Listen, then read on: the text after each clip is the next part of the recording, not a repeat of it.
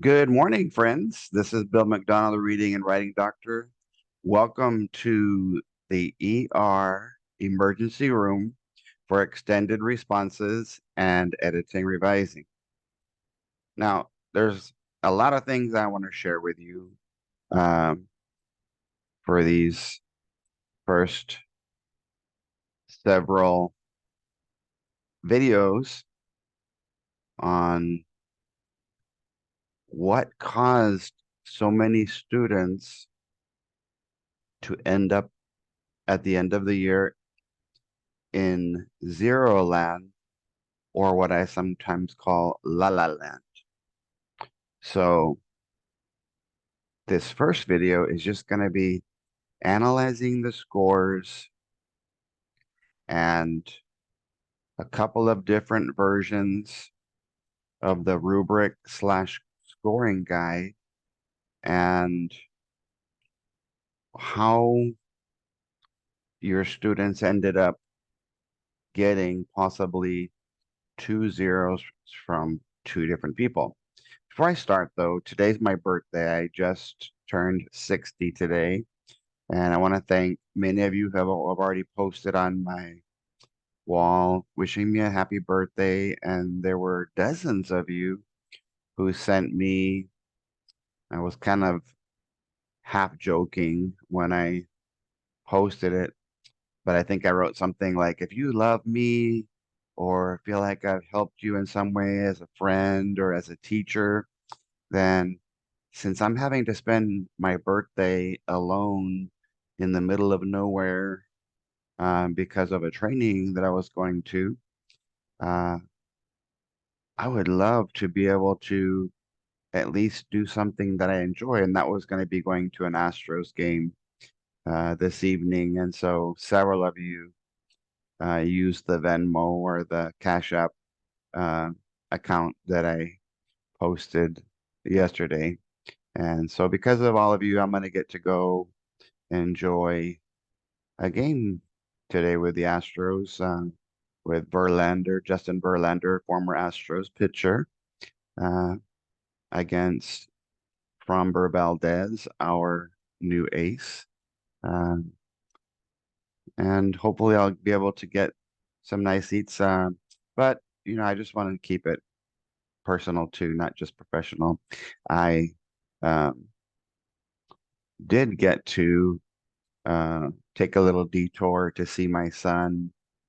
He's a student, just going to be a sophomore at SMU, and he decided to go to a summer camp type thing at the Round Top Festival Institute. So today I'm staying nearby that because he's going to perform with his orchestra group that is part of the camp, the couple hundred students there for some children. And then I'm going to go from there to see the Astros game because he told me, Dad, I don't have time to hang out with you all day. I have to prepare for my weekly performance that's on Saturday evenings. So let's go ahead and share a couple of pointers on why Bill MacDonald, the reading and writing doctor, feels that so many students got what we'll call in this video zeros. And so just so you can see, I had posted this for all of you guys on my Facebook page. And basically, there's a statewide preliminary uh, summary report of the essay and the number and the percentage of students that got each score. And so I went ahead and posted that for you and kind of gave some numbers. I basically said the percent and number of students that got a zero in each grade level in English. I said the percent that got from 0 to 5, which is the lower end of the spectrum, the percent that got 6 through 10, and even the percent that got a perfect 10, 2 5s, 5-star essay. May the fives be with you. Give me some high fives. So as you see there in third grade English, only 1%. And so I went ahead and looked through all the data for English and Spanish for third, fourth, and fifth, and then the English for sixth, seventh, and eighth. And I kind of had to guess on ninth and 10th, but if we went go with worst case scenario, here's what I came up with. All right. Zero land. It has the grade. So if you want to take a snapshot of this or a screenshot or pause and or just analyze this to see how it compares to your grade level, there it has the number of students in both English and Spanish for elementary, in middle school, the number, the percentage. Couple of things to notice. The highest number per se was 168,657 fourth graders who took it in English on their topic, their prompt. And it was the second highest percentage. The highest percentage of zeros was third grade Spanish. The second highest percentage of zeros was third grade English. So when I did all the math and I guesstimated that if worst case scenario, about 150,000 students in ninth and or 10th grade, then plus or minus, that's 150,000 students. So what that added up to was a total of 1,008,141 students who got two different zeros from the reader. Now, how did that happen? Well, if you already have my mini binder because you signed up for the summer/fall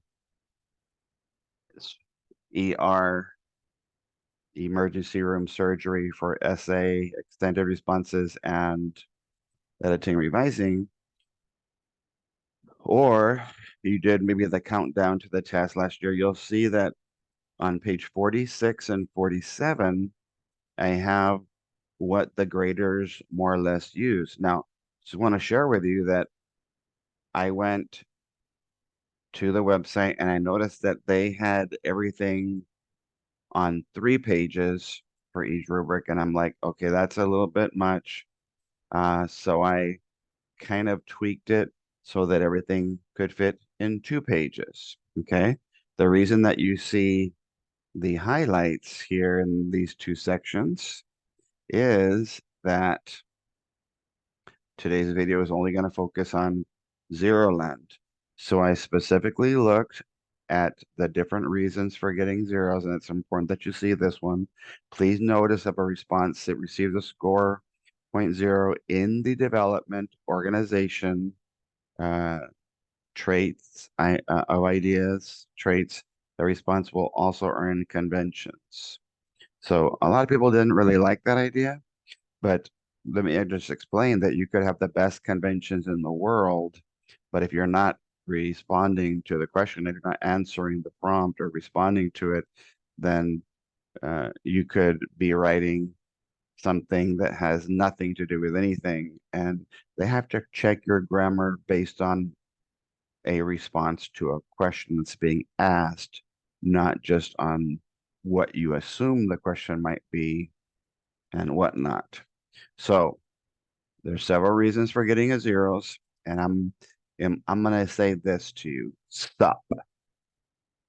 There are some seen, all these reasons here. S, some unseen reasons that I'll show you in another video on why so many students got zeros based on the P, the purpose, and the prompt. Seen, unseen, purpose, and prompt. So Then if you look at pages 48 and 49, I kind of did the same thing.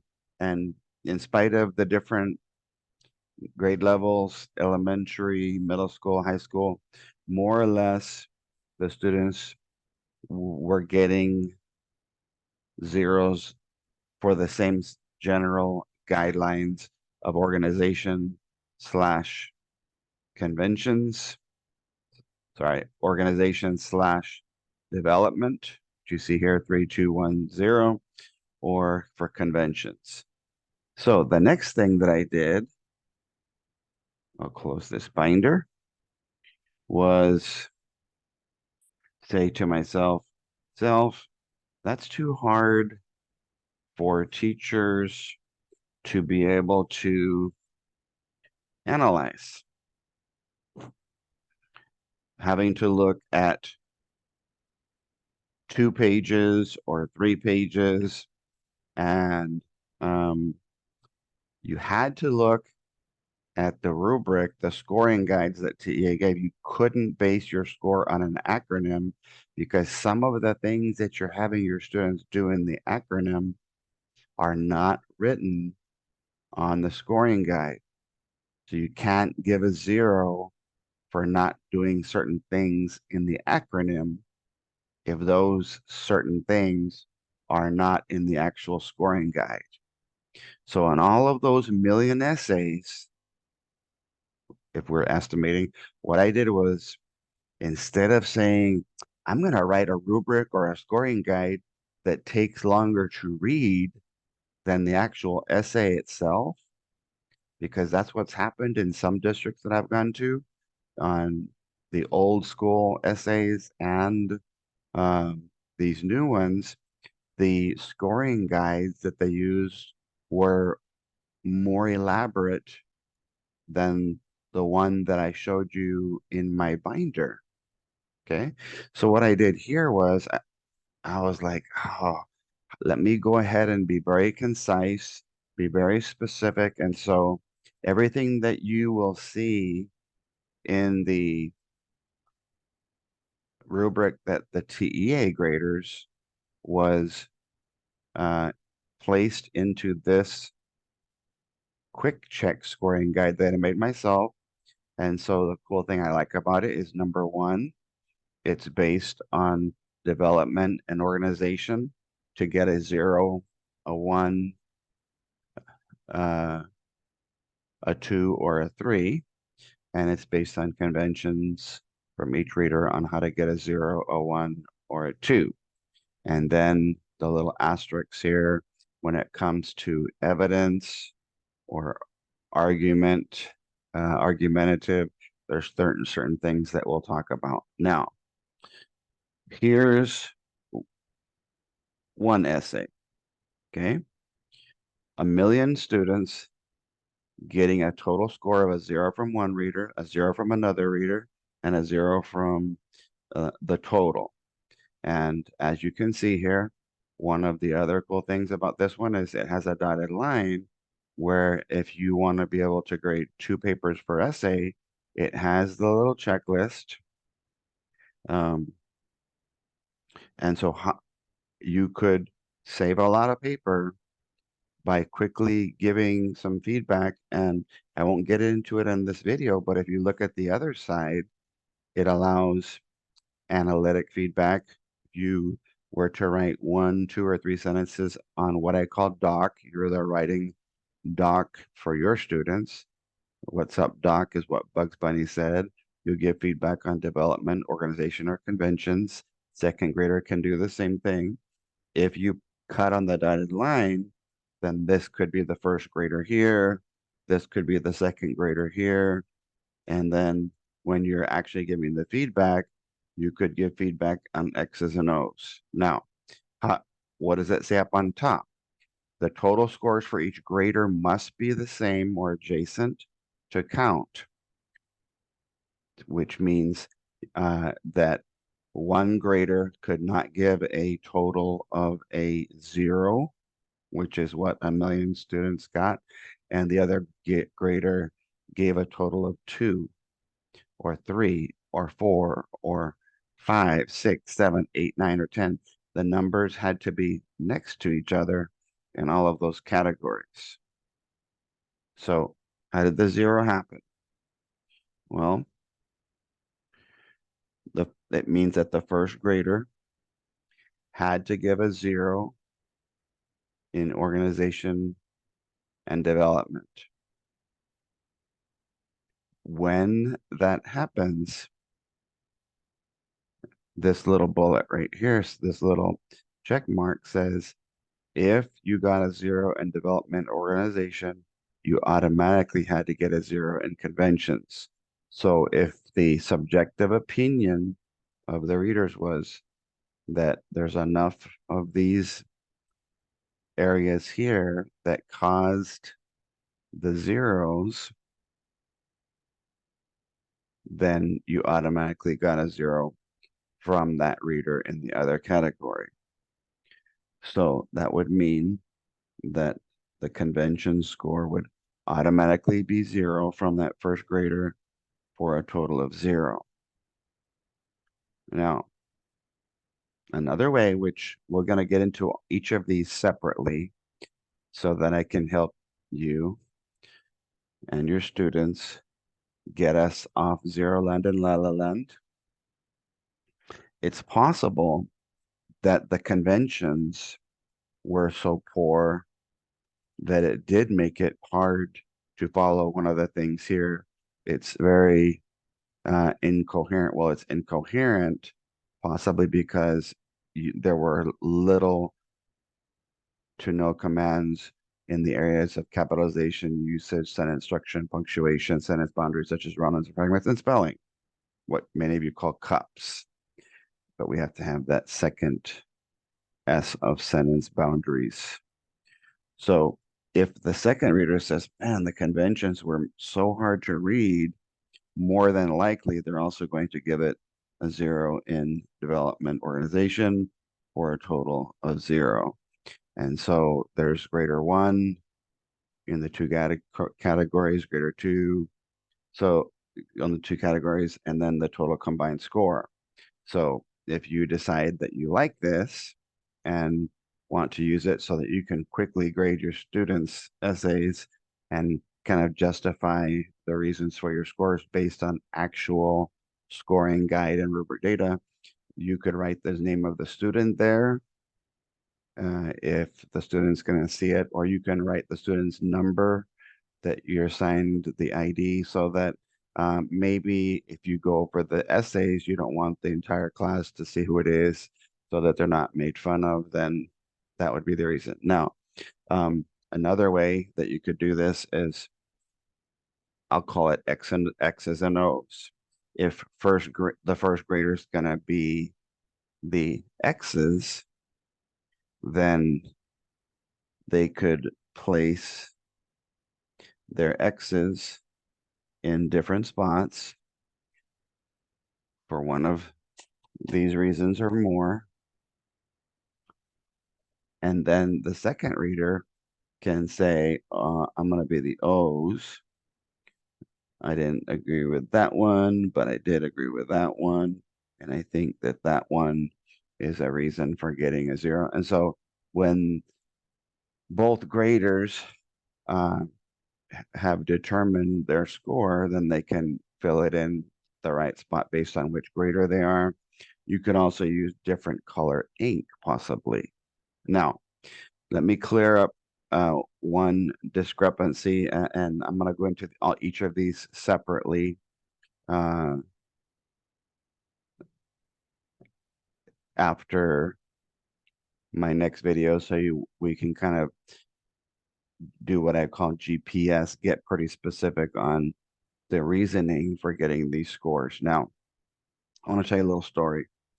Some people thought that the students could only get the 0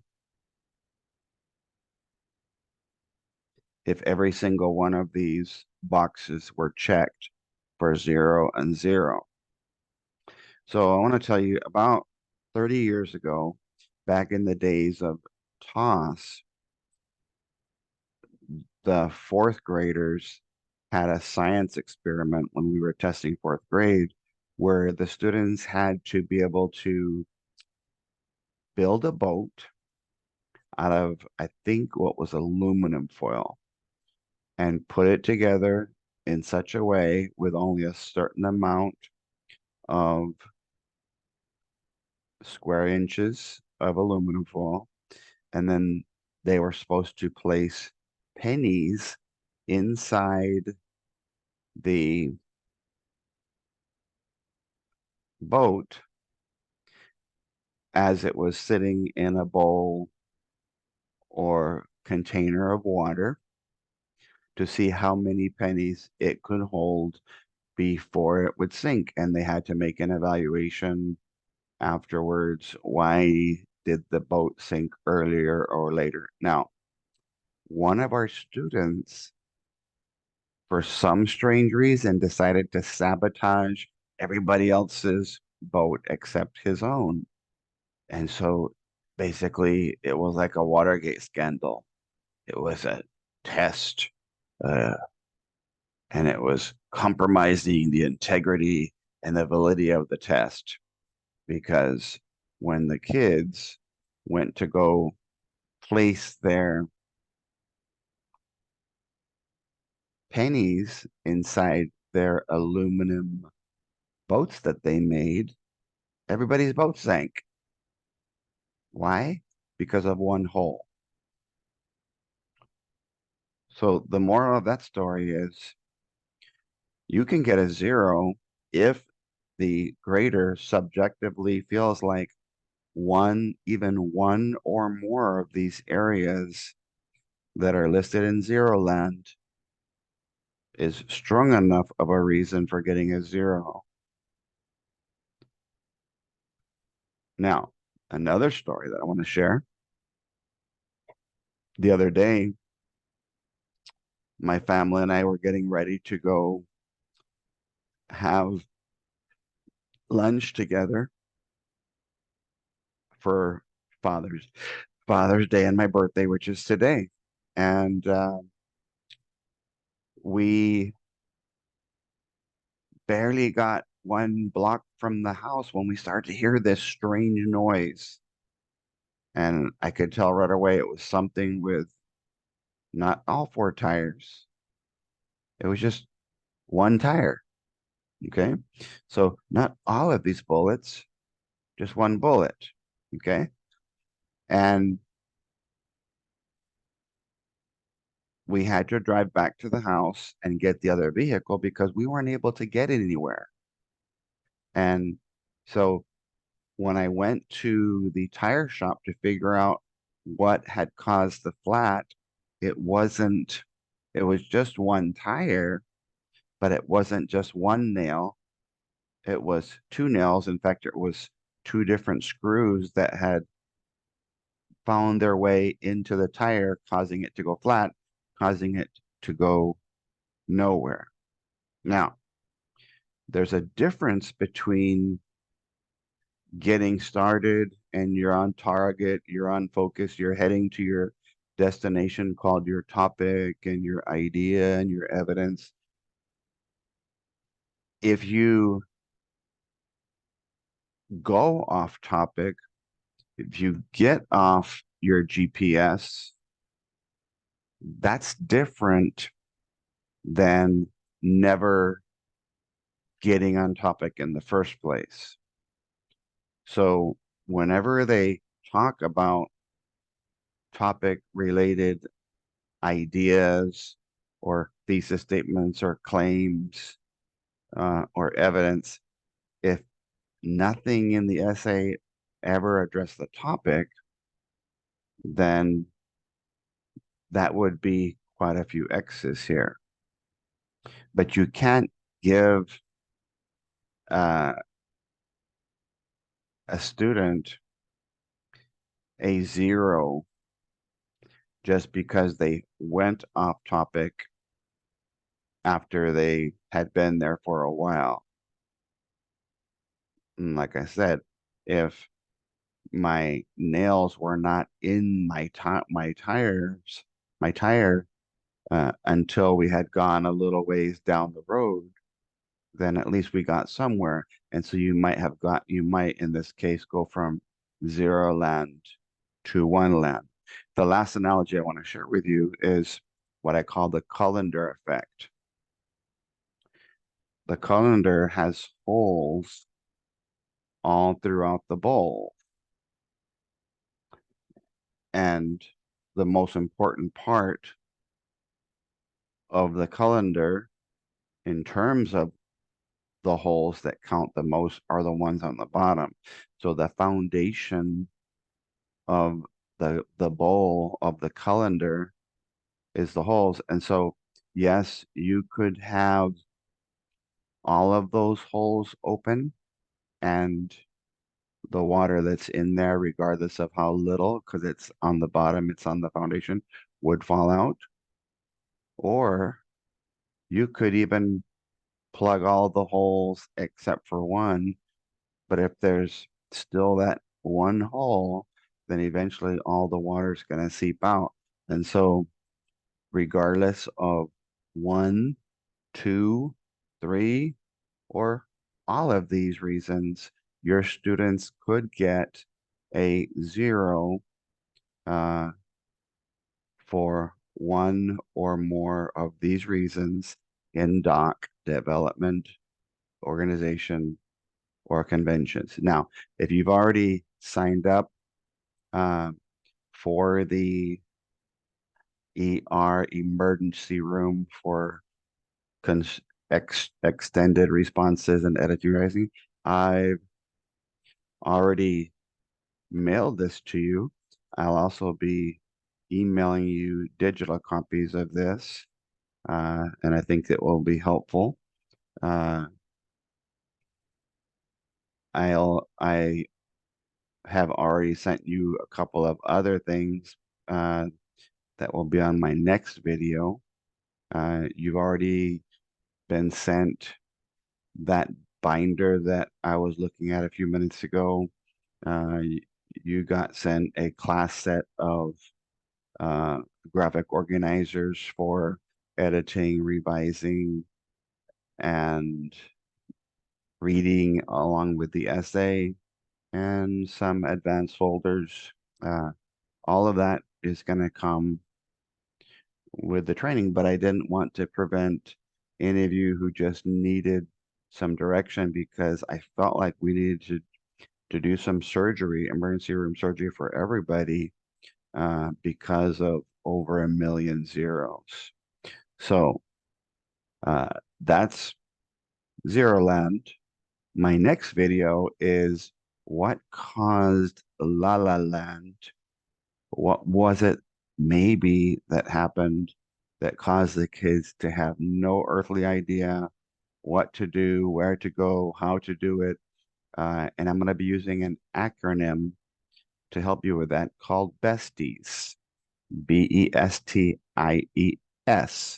And if you're in the group that already registered, I already sent you a digital copy of that as well, and you'll receive a hard copy, all of you who ordered during the weekend, Saturday, Sunday, or yesterday, because it was a federal holiday. I wasn't able to send your stuff to you, but I will send it out either today or tomorrow. Today's my birthday, so if you'll be patient, I would like to wait at least till tomorrow and enjoy my birthday today. God bless you guys, and we'll see you on the next video called How to Get Out of La La Land. Take care, you guys. God bless. And again, thank you for all those who either wished me well or sent me a little financial gift to help me enjoy my Astros game today, or who did both. Take care.